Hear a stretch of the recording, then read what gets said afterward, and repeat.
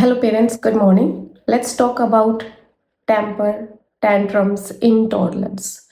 अब बहुत बार ऐसा होता है कि आप बच्चे के साथ बाहर गए हैं, पहले वो अच्छे से खेल रहा है, खुश है उस सिचुएशन में, बट नेक्स्ट मोमेंट पे वो चीखना चिल्लाना शुरू कर देता है, फर्श पर लेट जाता है और आस पड़ोस में जो कोई भी अवेलेबल है वो सिर्फ आपको और आपके बच्चे को देख रहे हैं, जज कर रहे हैं आपको आपको आपको कॉम्प्लीमेंट्स या कमेंट्स पास कर रहे हैं कि इनको बच्चा संभालना नहीं आ रहा, आजकल के बच्चे कैसे हैं, ये कैसे ही पेरेंट्स हैं, ये बच्चे को क्या ही संभालेंगे, राइट। एंड आप अपने दिमाग में ये सोच रहे हैं कि इसको हैंडल कैसे किया जाए, आपके बच्चे को विदाउट एनी हार्म आप कैसे काम कर सकते हैं। If this feels personal to you, let's connect until the end of video and understand why this is happening with your kid. सबसे पहले हम समझते हैं कि टैंट्रम्स होते क्या हैं। टैंट्रम्स जो है they are not a bad behaviour, actually your child brain is seeking help. अगर आप ये समझ जाएंगे कि आपके बच्चे को उस टाइम पर किस चीज़ की ज़रूरत है और आप उसको कैसे काम कर सकते हैं विदाउट शाउटिंग, विदाउट थ्रेटनिंग या विदाउट ब्राइबिंग। जैसे कि आप उसको बोलेंगे ये ले लेना बट अब चुप हो जाओ, या आप उसके ऊपर शाउट कर देते हो don't cry now we have more to do. So let's understand how this is working as per the science. According to the medical sciences brain के टू पार्ट्स होते हैं, one is thinking brain, one is emotional brain. जब आपका बच्चा ये सारी situations में होता है तो उसका जो इमोशनल ब्रेन है वो वर्क कर रहा होता है। थिंकिंग ब्रेन की अगर मैं बात करूँ तो 25 ईयर ओल्ड तक जो थिंकिंग ब्रेन है वो जाके सेटल होता है। तो कुछ अडल्ट्स में भी आप इस तरीके का बिहेवियर देख सकते हैं कि वो स्ट्रगल कर रहे हैं इमोशनल ब्रेन को रेगुलेट करने के लिए। बट जब आपका बच्चा 2-3 साल का इस तरीके की सिचुएशन में है तो आपको ये बहुत ही काम सिचुएशन से हैंडल उसको करना है। इस मोमेंट पर आपका बच्चा सुन नहीं सकता, they are not being stubborn, they are not trying to embarrass you, their brain is literally saying please मेरी हेल्प कर दो कि ये फीलिंग को कैसे अंडरस्टैंड करना है और कैसे ये फीलिंग के साथ कोप अप करना है। बट हम इंडियन हाउस होल्ड में मोस्टली क्या होता है, हम उनको बोलते हैं कि चुप हो जाओ, मार पड़ेगी, गुड बॉयज डोंट क्राई।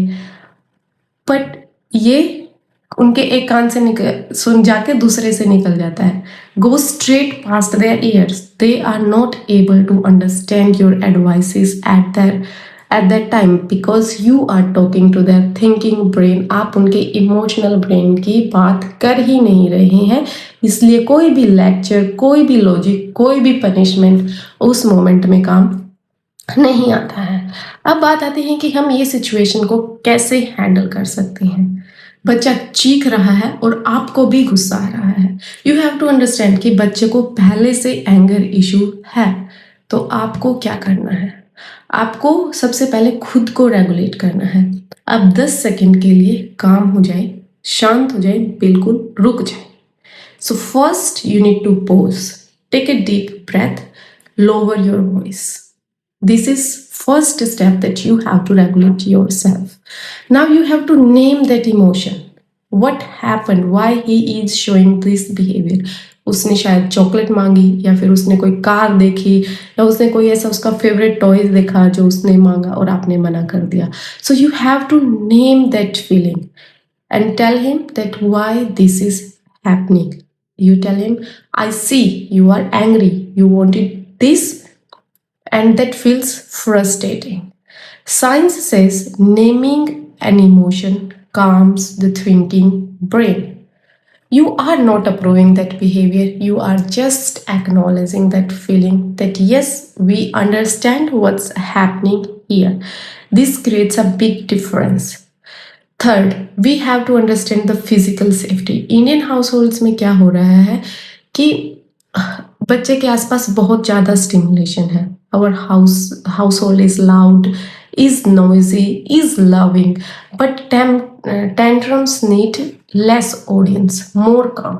अगर बच्चा घर पे इस तरीके का बिहेवियर कर रहा है तो gently hold his hand and take him to the quieter corner and try to talk, establish a connection between him and you and understand why this is happening and what can help here. Once जब वो चुप हो जाता है, so you try to teach them कि next time ऐसा कुछ होता है कि हम आपकी बात नहीं सुन रहे हैं, या आपको ऐसा फील होता है कि आपको शाउटिंग करनी है, आपको क्राई करना है, you tell us first that mama I am angry, papa I am angry, instead of screaming, so that we know how we can help you. This is how you will develop emotional intelligence in your kid.